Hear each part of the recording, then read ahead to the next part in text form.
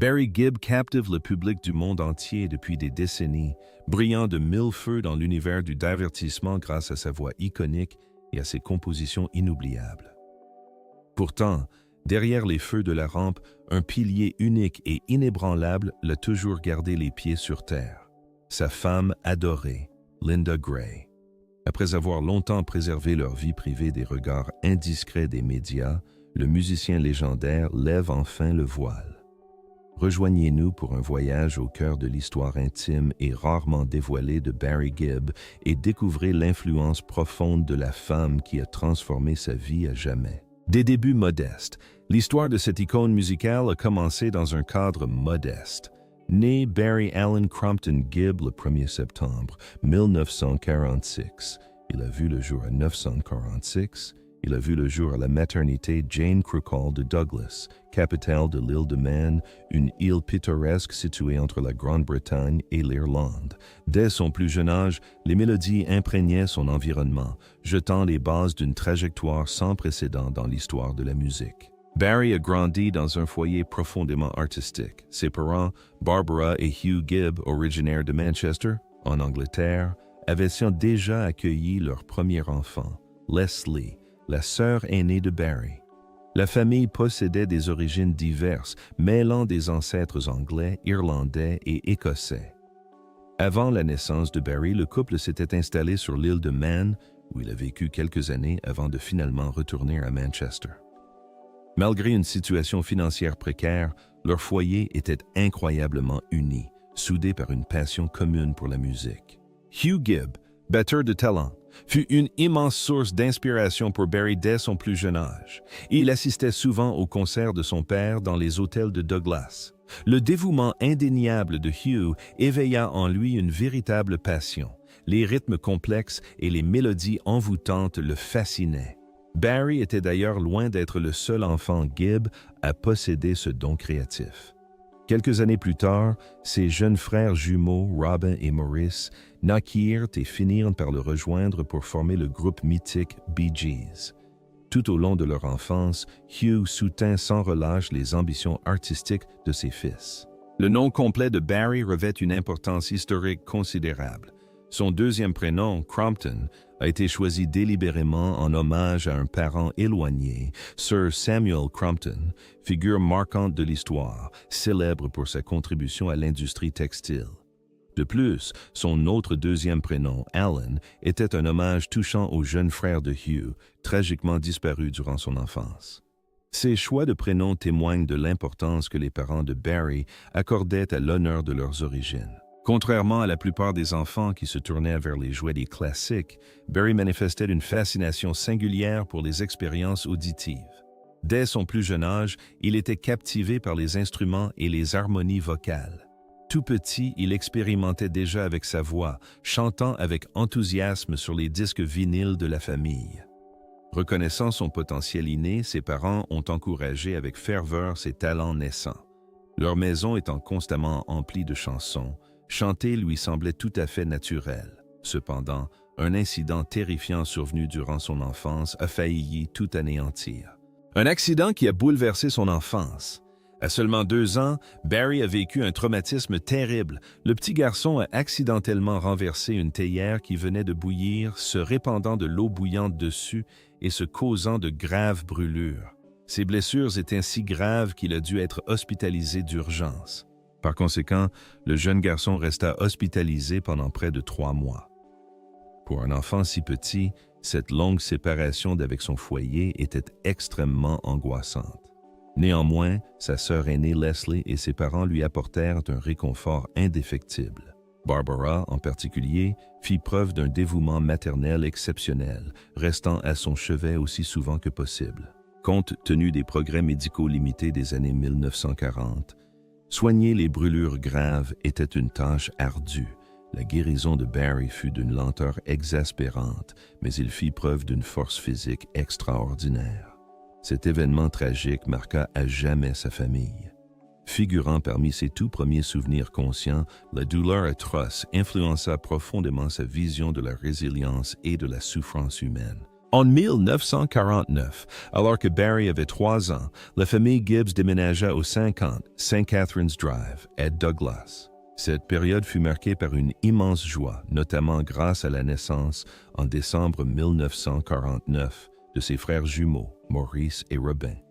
Leur arrivée insuffla à la maison une énergie joyeuse et animée, et Barry s'adapta sans difficulté à son rôle d'aîné. S'occuper de 3 garçons pleins d'énergie et d'une fille occupait Hugh et Barbara sans relâche. Tandis que Barbara gérait le foyer animé, Hugh poursuivait son travail de chef d'orchestre, veillant à ce que la musique soit omniprésente. Au fil du temps, la famille déménagea à plusieurs reprises, ce qui amena Barry à fréquenter différentes écoles, notamment l'école Braddon, l'école maternelle de Tynewald Street et le collège de garçons de Desmesne Road. Malgré son énergie débordante en classe, les matières traditionnelles ne le captivaient complètement autant que les mélodies. Le jeune garçon prenait plaisir à captiver un public et sa passion pour la musique ne fit que s'intensifier. Un bouleversement majeur s'est produit en 1955, lorsque Barry, âgé de 9 ans, et sa famille ont émigré vers la tentaculaire ville de Manchester, en Angleterre. Passer du cadre paisible de l'île de Man à un immense centre urbain a nécessité une adaptation considérable. Les Gibbs se sont installés sur Keppel Road à Chorlton, un quartier populaire. Leur nouvelle réalité était radicalement différente. Les avenues étaient densément peuplées et vibraient d'une énergie trépidante. Bien que l'acclimatation ait présenté des difficultés, le déménagement était absolument essentiel à l'évolution artistique de Barry. Manchester offrait une scène artistique florissante. C'est durant cette période que les frères Gibb commencèrent à aborder leur passion musicale avec un sérieux renouvelé. Ils chantaient souvent en harmonie, imitant les styles vocaux des vedettes de la radio de l'époque. Parallèlement, Barry commença à perfectionner sa technique vocale et apprit seul à jouer de la guitare. Les années 1950 ont également fait découvrir à Barry le phénomène culturel explosif du rock and roll. Il était complètement fasciné par des pionniers légendaires tels que Buddy Holly et Elvis Presley. Le jeune musicien a alors compris que chanter n'était pas qu'un simple passe-temps, cela pouvait devenir une véritable profession, un métier pour la vie. Les Rattlesnakes et leur premier concert. En 1957, les ambitions musicales de Barry, Robin et Maurice atteignirent leur paroxysme.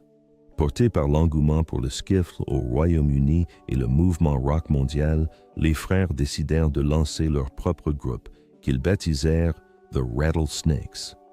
L'ensemble s'agrandit au-delà du foyer Gibb, recrutant 2 amis du quartier, Kenny Horrocks et Paul Frost. Barry endossa naturellement le rôle de chanteur principal, assurant le chant et l'accompagnement à la guitare, tandis que les jumeaux se chargeaient des chœurs. À cette époque, le skiffle déferlait sur la Grande-Bretagne, servant de tremplin à d'innombrables artistes emblématiques, dont Paul McCartney et John Lennon. Adoptant ce style accessible, les Rattlesnakes utilisaient un équipement rudimentaire. Ils perfectionnaient leur jeu en répétant sans relâche dans leur salon et en se produisant de manière informelle dans les rues de leur quartier. Leur véritable épreuve arriva en décembre 1957, lorsque le groupe décrocha son premier concert public lors d'une projection spéciale organisée par le cinéma Gaumont local pendant les fêtes. Leur plan initial était simplement de faire du playback sur un enregistrement. Cependant, le destin en décida autrement. Le fragile disque vinyle se brisa juste avant leur entrée en scène. Privés de leur filet de sécurité, les garçons se retrouvèrent face à un dilemme: renoncer au spectacle ou chanter en direct. Surmontant leur trac, les jeunes gens s'avancèrent courageusement sous les projecteurs. Barry gratta sa guitare et entonna le chant principal avec force. Robin et Maurice superposèrent dans leur voix à la perfection et leurs amis assurèrent le rythme. À leur plus grande surprise, leur prestation en direct fut un triomphe retentissant. Le public répondit avec un enthousiasme débordant et l'énergie électrisante d'une performance authentique surpassa de loin le plaisir du playback. Ce moment décisif insuffla aux frères une immense confiance en eux. Ils repartirent convaincus d'avoir le véritable talent de captiver un public. La naissance des Bee Gees. Après le départ de 2 de leurs amis, les Rattlesnakes se séparèrent en 1958. Cependant, Barry, Maurice et Robin étaient loin d'avoir dit leur dernier mot. Ils décidèrent de se restructurer et de créer un tout nouveau groupe vocal. Au même moment, la famille Gibb émigra d'Angleterre à Redcliffe, dans le Queensland, en Australie. Hugh et Barbara recherchaient de meilleures perspectives et ce déménagement offrit par la même occasion aux garçons un environnement idéal pour développer leur talent. Une fois installés en Australie, les trois musiciens ont perfectionné sans relâche leur harmonie vocale, divertissant le public lors de concours de jeunes talents régionaux. Leur talent indéniable a rapidement attiré l'attention de Bill Gates, animateur radio renommé de Brisbane. Séduit par la pureté de leurs harmonies, Gates a commencé à diffuser leurs enregistrements amateurs dans son émission. Le surnom Bee Gees a alors été créé, combinant astucieusement les initiales de Barry Gibb avec celles de Bill Gates et du pilote automobile local Bill Good. En 1963, les frères et sœurs signèrent leur premier contrat d'enregistrement professionnel avec Lead-On Records. Ils sortirent plusieurs singles, mais le succès commercial se fit attendre. Durant ces années de formation, ils perfectionnèrent sans relâche leur talent d'auteur-compositeur. Barry, l'aîné, était à la tête de l'écriture des paroles, même si Maurice et Robin collaboraient fréquemment. Leur ascension fulgurante se concrétisa enfin en 1966 avec le tube planétaire Spicks and Specks. Forts de ce triomphe, les deux frères ambitieux décidèrent de rentrer en Angleterre en 1967. À leur arrivée au Royaume-Uni, ils croisèrent la route de Robert Stigwood, un manager musical très influent qui reconnut immédiatement leur potentiel de superstar. Stigwood leur obtint des contrats lucratifs avec Atco Records aux États-Unis et Polydor au Royaume-Uni. Du jour au lendemain, leur ascension internationale a été fulgurante. Leur premier album, sorti dans le monde entier, a donné naissance à des classiques intemporels tels que New York Mining Disaster 1941 et To Love Somebody. Au tournant des années 1960 et 2000, les Bee Gees ont su évoluer avec brio, passant du soft rock à un groove irrésistible et dansant. Cette réinvention a engendré leur légendaire suprématie disco, leur permettant de dominer les charts internationaux avec des titres emblématiques comme How Deep Is Your Love, Night Fever et Stayin' Alive. Un premier mariage éphémère. En pleine ascension professionnelle, Barry, alors âgé de 19 ans, épouse Maureen Bates en 1966. À cette époque, il aspire encore à devenir artiste et consacre toute son énergie à consolider l'héritage des Bee Gees. Par conséquent, cette union amoureuse sera de courte durée, le couple se séparant après seulement quelques années. Les détails de la rencontre entre Barry et Maureen restent largement privés, mais il est évident qu'ils se sont engagés l'un envers l'autre à un moment particulièrement tumultueux. En 1967, le groupe s'était installé en Grande-Bretagne et sa renommée internationale grandissait rapidement. Les exigences épuisantes d'une carrière musicale florissante ont sans aucun doute mis à rude épreuve leur vie conjugale. Bien que la date exacte de leur divorce ne soit pas largement connue, leur mariage s'est officiellement terminé à la fin des années 1960. Alors que la popularité du groupe explosait, Barry s'est concentré sur ses projets artistiques, ce qui a conduit le jeune couple à se séparer. Si cette première tentative de mariage a échoué, elle a finalement ouvert la voie à sa relation amoureuse durable avec Linda Gray. Barry Gibb et Linda Gray se sont rencontrés pour la première fois en 1967 lors de l'enregistrement de l'émission Top of the Pops. Les Bee Gees étaient présents pour interpréter leur tube Massachusetts. Linda, une ravissante jeune fille de 17 ans qui venait d'être couronnée Miss Édimbourg, était à Londres pour sa carrière de mannequin. Dès qu'il l'aperçut, Barry fut complètement subjugué. Pendant toute la prestation du groupe, il fut totalement captivé par son élégance. Une fois les caméras éteintes, le musicien prit son courage à deux mains et se présenta. Plutôt que de recourir à des phrases de drague prétentieuses, il lui demanda simplement si elle souhaitait prendre le thé avec lui. Linda accepta avec joie, et dès lors, ils devinrent inséparables. Ils passèrent d'innombrables heures à converser, découvrant rapidement une profonde affinité. Au-delà de sa beauté, Linda possédait un esprit compatissant et farouchement indépendant. Pour un jeune homme submergé par le tourbillon de la célébrité, sa présence apaisante offrait un refuge indispensable. Alors que la gloire des Bee Gees atteignait des sommets, l'emploi du temps de Barry se transformait en un cycle incessant de tournées mondiales et d'apparitions médiatiques. Si le monde du spectacle est réputé pour mettre à rude épreuve les relations amoureuses, Linda s'est révélée être une exception remarquable.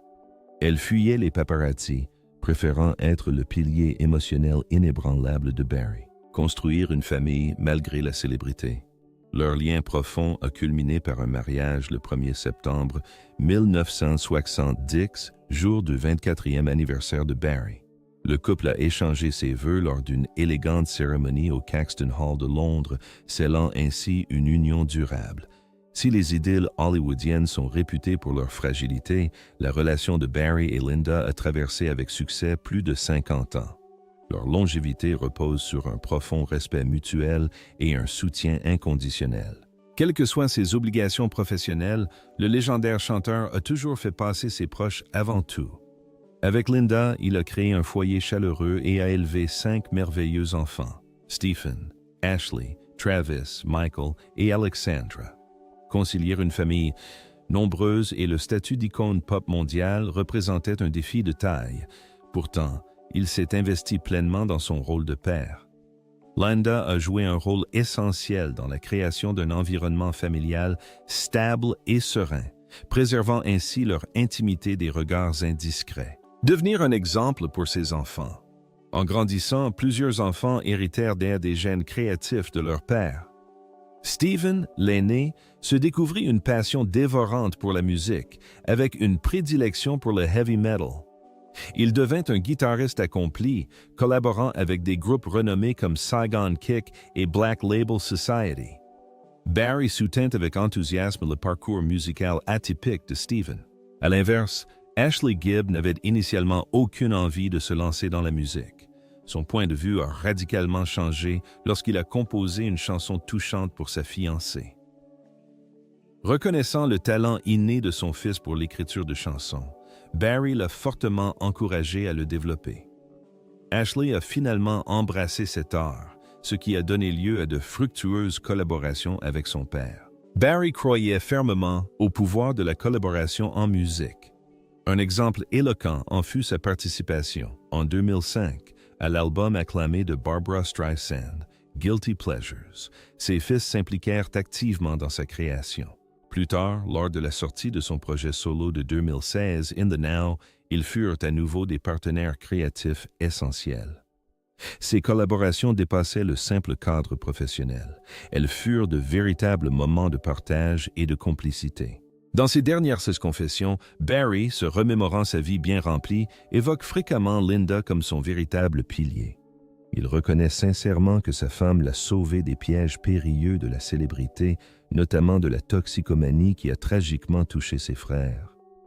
Tandis que Maurice et Robin luttaient contre de graves addictions, Barry a réussi à échapper à ce cercle vicieux. Il a déclaré sans ambages que l'influence indéfectible de Linda a toujours guidé son sens moral. L'influence de Linda ne s'est pas limitée à le protéger des mauvaises influences. Elle a joué un rôle essentiel dans le maintien de son humilité. De plus, malgré les innombrables tentations amoureuses liées à la célébrité internationale, il lui est resté farouchement fidèle. Il a raconté ouvertement comment des femmes influentes, dont la célèbre joueuse de tennis australienne Evonne Goolagong, lui avaient témoigné un intérêt romantique. Pourtant, le dévouement de Barry envers sa femme n'a jamais faibli, car il soulignait qu'elle était non seulement son épouse, mais aussi sa meilleure amie. La situation a dégénéré au point que l'agresseur a été appréhendé par les forces de l'ordre, contraignant le petit garçon de 4 ans à témoigner. Barry a décrit la scène surréaliste où, au petit matin, allongé dans son lit, un policier assis à côté de lui posant des questions indiscrètes. « Si ça ne vous apprend rien sur la vie, rien ne le fera », a-t-il déclaré. Le chanteur a avoué avoir longuement hésité avant de rendre l'incident public, mais la netteté du souvenir a souligné à quel point il l'avait profondément marqué. Les triomphes professionnels spectaculaires de Barry ont été tragiquement contrebalancés par un chagrin personnel inimaginable. La mort successive de ses 3 jeunes frères, Andy en 1988, Maurice en 2003 et Robin en 2012, a mis sa force émotionnelle à rude épreuve. Tout au long de ces épreuves déchirantes, la présence constante de Linda a été son seul rempart contre le désespoir. Andy Gibb avait connu une ascension fulgurante vers la gloire en solo à la fin des années 1970 grâce à des tubes comme Shadow Dancing et I Just Want to Be Your Everything. Tragiquement, son succès fut brutalement interrompu par une grave dépendance à la drogue. À la fin des années 1980, Andy luttait désespérément pour se sevrer. Cependant, des années d'abus de substances avaient irrémédiablement endommagé son corps. Le 10 mars 1988, Andy succomba à une myocardite, une maladie cardiaque aggravée par ses antécédents de toxicomanie. Cette perte bouleversa profondément Barry, rongé par une immense culpabilité. 15 ans plus tard, le drame frappa de nouveau. Maurice, le frère jumeau de Barry et membre fondateur des Bee Gees, fut transporté d'urgence à l'hôpital début 2003, souffrant de douleurs abdominales atroces. Les médecins diagnostiquèrent une torsion intestinale. Malheureusement, des complications survenues lors de l'intervention entraînèrent un arrêt cardiaque fatal et Maurice décéda le 12 janvier à l'âge de 53 ans. Le désespoir de Barry était immense. Le chagrin était si profond qu'il refusa d'abord d'interpréter le moindre morceau du répertoire du groupe. Le chagrin. Après la disparition de Robin, Barry devint le seul membre survivant des Bee Gees. Le poids psychologique de la perte de ses 3 frères fut insoutenable, le plongeant dans un profond sentiment de culpabilité. Durant cette période sombre, Linda demeura son pilier. Elle l'accompagna avec une grande sagesse dans son deuil, l'empêchant de sombrer dans la dépression. Linda ne cessa de le ramener vers les joies qui lui restaient, leurs magnifiques enfants, son héritage musical impérissable et leurs liens indéfectibles. Si vous avez